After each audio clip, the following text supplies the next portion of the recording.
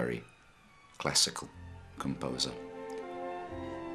And it's very interesting because it is very romantic harmonies with very classical rhythms. And of course there is the feeling of Schubert there, because he's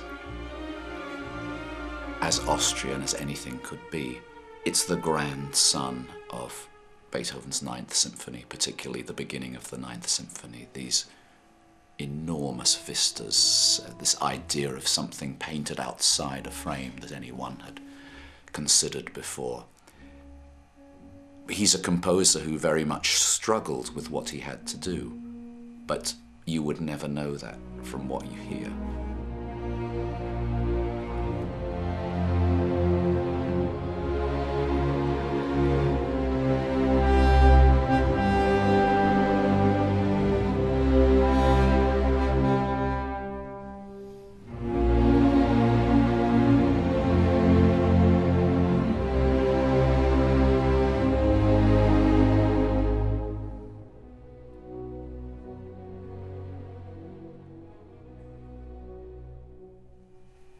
I believe that all his symphonies are a journey towards something, and all of them set both himself and his interpreters enormous problems.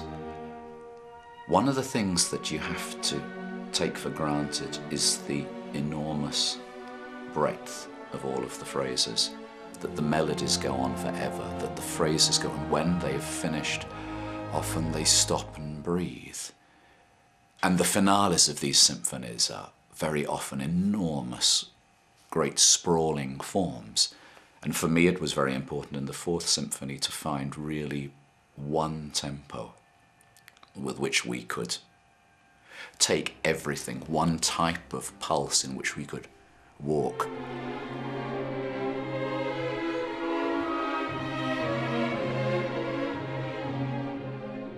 Although it's a piece where there's a lot of feeling of folk music of Austria, there's not always that feeling that there's that many people on the planet while it's going. A lot of it seems to be about the clashes of natural forces. It's enormously majestic and grand.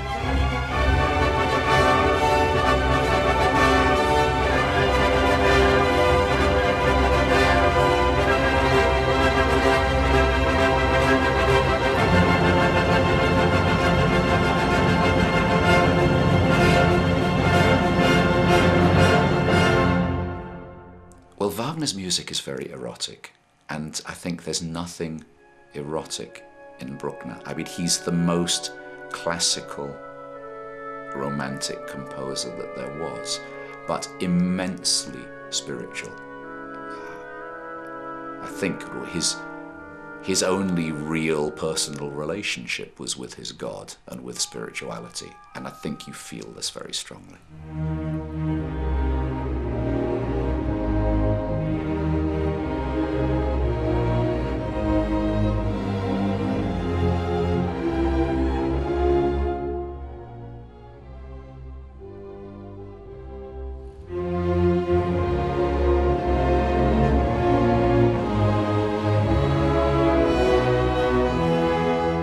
What is interesting is that the rhythmic grid in this piece has to be very, very solid.